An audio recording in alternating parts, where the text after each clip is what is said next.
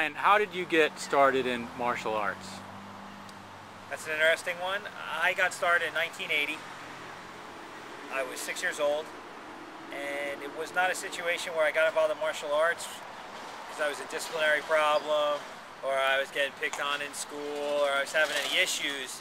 It was one of those things where I was doing other sports.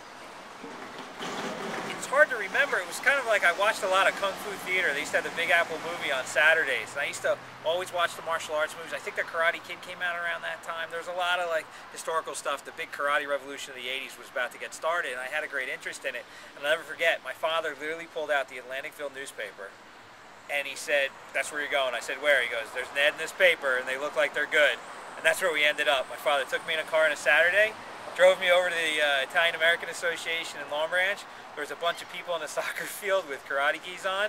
He introduced me to the instructor, and literally, what are we talking now? It's like 30 years later, I'm still involved in martial arts. It was just by chance I ended up where I ended up. It was because of television that I was interested, and here I am.